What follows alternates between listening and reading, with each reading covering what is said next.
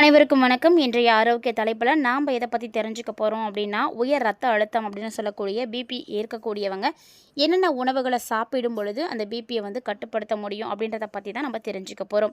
உயர் ரத்த அழுத்தத்தை குறைக்கணும் அப்படின்னா கண்டிப்பாக அதுக்கு பொட்டாசியம், மக்னீசியம் மற்றும் நார்ச்சத்து நிறைந்த உணவுகளை தான் நம்ம அதிகமாக எடுத்துக்கணும்.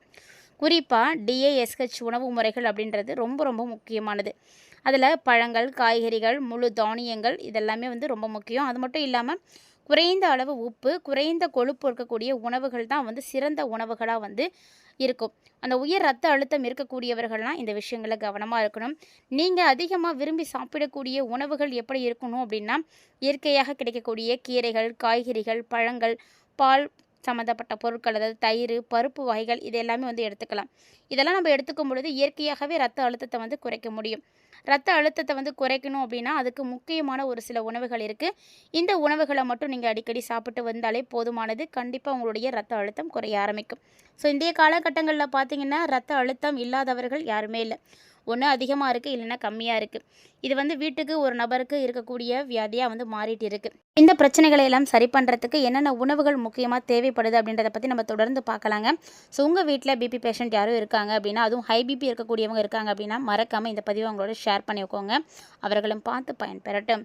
உயர்ந்த ரத்த அழுத்தம் இருக்கக்கூடியவர்கள் அதை குறைக்கக்கூடிய முக்கிய உணவுகளில் முதல்ல பார்க்கக்கூடியதுனா இலை காய்கறிகள், அதாவது கீரைகள் அப்படின்றது ரொம்ப ரொம்ப முக்கியமான ஒன்று. அதுலேயும் முட்டைக்கோஸ், வெந்தயக்கீரை இதிலெல்லாம் பார்த்திங்கன்னா அதிகமாக பொட்டாசியம் இருக்குது. ஸோ இது உடலில் அதிகப்படியான சோடியத்தை வெளியேற்றத்துக்கு உதவியாக இருக்கும். இதை நம்ம எடுத்துக்கும் பொழுது உயர் ரத்த அழுத்தத்தை கண்டிப்பாக குறைக்க முடியும். அதே போல் பழங்கள், காய்கறிகள், பழம் அப்படின்னு எடுத்துக்கிட்டிங்கன்னா நீங்கள் வாழைப்பழம் அதிகம் சாப்பிடலாம். அதே போல் மாதுளை பழம் சாப்பிடலாம். தினம் ஒரு நெல்லிக்காய் உங்களுக்கு ரொம்ப உதவியாக இருக்கும். அதே போல் முருங்கைக்காய், பீட்ரூட்டு இது எல்லாமே ரத்த அழுத்தத்தை குறைக்கிறதுக்கு ரொம்ப ரொம்ப உதவியாக இருக்கக்கூடிய காய்கறிகள். ஸோ இந்த மாதிரியான காய்கறிகளை நீங்கள் உங்களுடைய உணவில் அடிக்கடி சேர்த்துக்க பாருங்கள். அதே போல் பால் பொருட்கள்னால் கொழுப்பு குறைந்த இருக்கக்கூடிய பால், தயிர் இல்லைன்னா மோர் இதெல்லாம் எடுத்துக்கும் பொழுது ரத்த அழுத்தத்தை உங்களுக்கு ஈஸியாக குறைக்க முடியும். அதே போல் பருப்பு தானியங்கள், சோயாபீன்ஸு, பருப்பு வகைகள், ஓட்ஸு இதெல்லாம் ரொம்ப ரொம்ப முக்கியம். நட்ஸு விதைகள் அப்படின்னு பார்க்கும் பொழுது பூசணி விதை, பாதாம், ஆளி விதை இதெல்லாம் நீங்கள் அதிகமாக எடுத்துக்கலாம். அதே மாதிரி பூண்டு ரத்த நாளங்களை எல்லாம் விரிவடைய செய்யும். ரத்தத்தில் இருக்கக்கூடிய ப்ரெஷரை கண்ட்ரோல் பண்ணும். ஸோ ரத்த அழுத்தத்தை குறைக்கிறதுக்கு உதவியாக இருக்கக்கூடியது அப்படின்னா இந்த பூண்டு வகைகள் தான். அதே மாதிரி நீங்கள் எதெல்லாம் குறைக்கணும் அப்படின்னு பார்க்கும் பொழுது உப்பு கண்டிப்பாக குறைக்கணும். ஏன்னா அதிகமான உயர் அழுத்தம் இருக்கக்கூடியவர்கள், உயர் ரத்த அழுத்தத்தில் இருக்கக்கூடியவங்க உப்பு கண்டிப்பாக நீங்கள் குறைச்சே ஆகணும். தினசரி பார்த்திங்கன்னா ஒரு 1500 எம்ஜிலேருந்து 2300 எம்ஜிக்குள்ளே தான் நீங்கள் உப்பு எடுத்துக்கணும். அதுக்கு மேலே நீங்கள் கண்டிப்பாக எடுத்துக்கவே கூடாது. ரொம்ப ரொம்ப கம்மியாக நீங்கள் உப்பு எடுத்துக்கணும். அது மட்டும் இல்லாமல் நீங்கள் தவிர்க்கணும் அப்படின்னு நினைக்கிறீங்கன்னா ஊறுகாய் சாப்பிடக்கூடாது, அப்பளம் சாப்பிடக்கூடாது, கருவாடு சாப்பிடக்கூடாது. மேலும் பதப்படுத்தப்பட்ட உணவுகள் என்ன இருக்கோ அது எல்லாத்தையும் நீங்கள் கண்டிப்பாக சாப்பிடவே கூடாது. அதாவது ஊறுகாய், அப்பளம், கருவாடு இதிலெல்லாம் நிறைய உப்பு இருக்கும். ஸோ கண்டிப்பாக நீங்கள் அவாய்ட் பண்ணிக்கோங்க. தினமுமே அது இல்லாமல் நீங்கள் 30 நிமிடமாவது நடைப்பயிற்சி எடுக்கிறது உங்களுக்கு ரொம்பவே நல்லது. அதோடு சேர்த்து நல்ல தரமான உணவுகளையும் நீங்கள் சாப்பிடும் பொழுது கண்டிப்பாக உங்களுக்கு ஒரு நல்ல ரிசல்ட் கொடுக்கும். ஸோ அதனால் ரத்த அழுத்தம் இருக்கக்கூடியவர்கள் கண்டிப்பாக நீங்கள் இந்த விஷயங்கள் எல்லாம் தெரிஞ்சுக்கோங்க. உயர்ந்த ரத்த அழுத்தம் இருக்கக்கூடியவங்க குறைக்கிறதுக்கு இந்த மாதிரியான விஷயங்கள் எல்லாம் செய்கிறது ரொம்ப அவசியம். சோடியத்தினுடைய அளவை நீங்கள் குறைச்சிங்க அப்படின்னாலே போதும். சோடியம் அப்படிங்கிறது வேறு ஒன்றும் கிடையாது, உப்பு தான். அந்த அளவை நீங்கள் குறைக்கும் பொழுது உங்களுக்கு நிறைய விஷயங்கள் மாற்றம் கிடைக்கும். நார்ச்சத்து நிறைந்த உணவுகளை எடுத்துக்கோங்க. அவசியமாக உடல் எடையை குறைக்கணும். அது மட்டும் இல்லாமல் உயர் ரத்த அழுத்தம் இருக்கக்கூடியவங்க மனநிலையை கட்டுப்படுத்தணும். நீங்கள் மன அழுத்தத்தை கட்டுப்படுத்துறதுனால உங்களுக்கு நிறைய மாற்றம் கிடைக்கும். ஸோ மன அழுத்தத்தை கட்டுப்படுத்துறதுக்காக நீங்கள் தியானம் செய்யலாம், அமைதியாக ஒரு இடத்துல உட்காந்துருக்கலாம், இல்லைன்னா உங்களுக்கு பிடித்தமான விஷயங்களை செய்யலாம். புகைப்பிடிக்கக்கூடியவர்களாக இருக்கீங்க அப்படின்னா கண்டிப்பாக அதெல்லாம் நீங்கள் கண்ட்ரோல் பண்ணிக்கணும். அது மட்டும் இல்லாமல் பூண்டு, முருங்கைக்காய் இந்த மாதிரியான விஷயங்களை அதிகமாக உங்களுடைய உணவில் சேர்த்துக்கோங்க.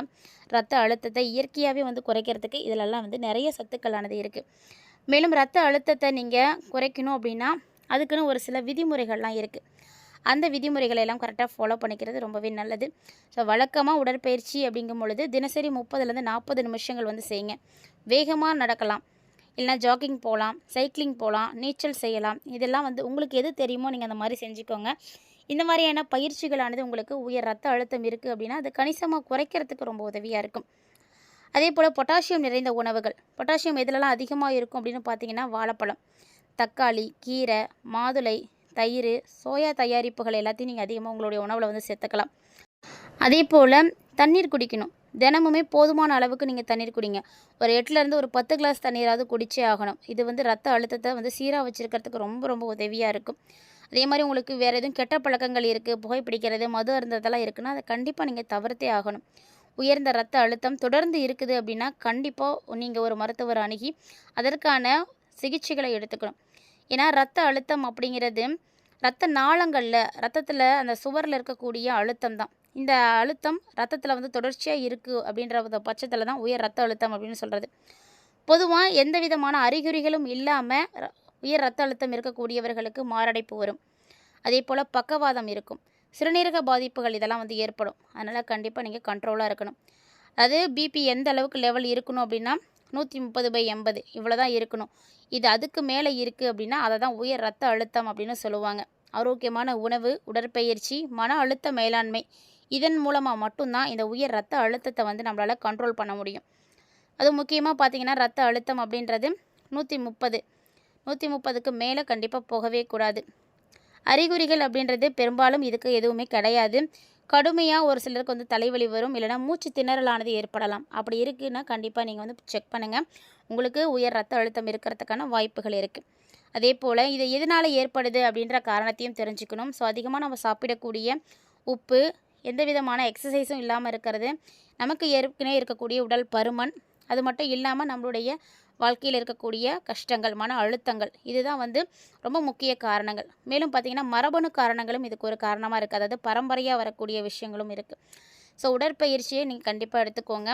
நம்முடைய வாழ்க்கை முறைகளில் சின்ன சின்ன மாற்றங்களை செய்கிறதுனாலேயே போதும் இந்த மாதிரியான நோய்கள் நம்மளை விட்டு விலகி போயிடும். ஸோ வாழ்க்கை முறையில் மாற்றம் அப்படின்னா என்ன? அதில் முக்கியமான இடம் பிடிக்கக்கூடியது உணவு தான்.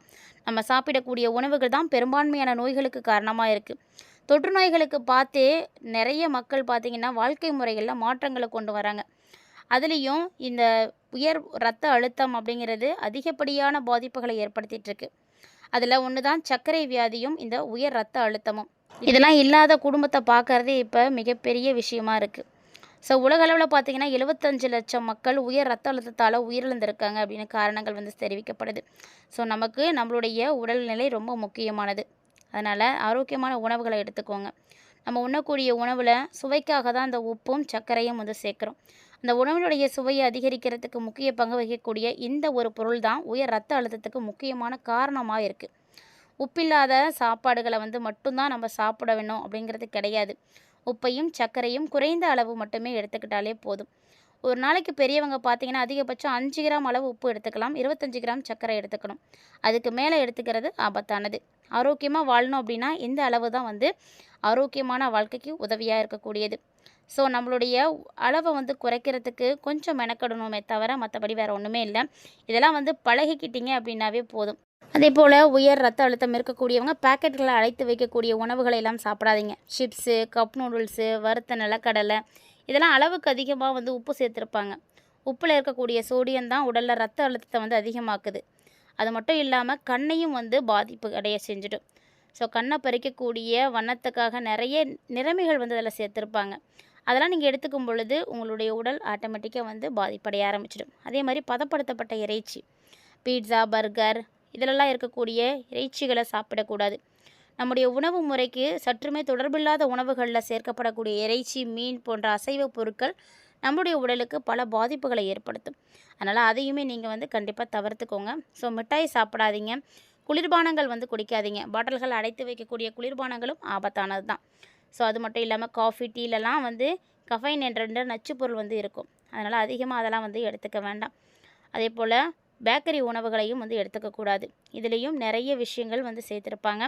இது எல்லாமே பார்த்திங்கன்னா சுவைக்காக மட்டும்தான். ஆரோக்கியமாக வாழணும் அப்படின்னா வீட்லேயே வந்து சமைத்து சாப்பிடுங்க. ஆரோக்கியமான கீரைகள், காய்கறிகள், பழங்கள் இதெல்லாம் அதிகமாக எடுத்துக்கிட்டாலே போதும். நமக்கு எந்த விதமான பிரச்சனைகளும் இல்லாமல் இருக்கலாம். ஸோ இந்த பதிவில் உயர் ரத்த அழுத்தம் இருக்கக்கூடியவங்க என்ன உணவுகளை எடுத்துக்கணும், எப்படி இருக்கணும், என்ன மாதிரியான பிரச்சனைகள் ஆனது ஏற்படும், இதெல்லாம் தவிர்க்கிறதுக்கு என்னென்ன வழிமுறைகள் இருக்குது அப்படின்றதெல்லாம் நிறைய விஷயங்களை பார்த்துருப்பீங்கன்னு நினைக்கிறேன். கண்டிப்பாக இந்த பதிவு உங்களுக்கு வந்து ரொம்பவே யூஸ்ஃபுல்லாக இருக்கும்னு நினைக்கிறேன். வீடியோ உங்களுக்கு பிடிச்சிருந்ததுனால் லைக் பண்ணுங்கள், ஷேர் பண்ணுங்கள், மறக்காமல் கமெண்ட் பண்ணுங்கள். மேலும் இது மாதிரி நிறைய ஆரோக்கியம் சார்ந்த தகவல்களை எல்லாம் நீங்கள் உடனுக்குடன் பார்த்து தெரிஞ்சுக்கணும் அப்படின்னு ஆசைப்பட்டீங்கன்னா நம்ம சேனலை சப்ஸ்கிரைப் பண்ணிவிட்டு ஃபாலோ பண்ணிக்கோங்க. மீண்டும் மற்றும் ஒரு சுவாரஸ்யமான ஆரோக்கிய தலைப்பில் சந்திக்கலாம்.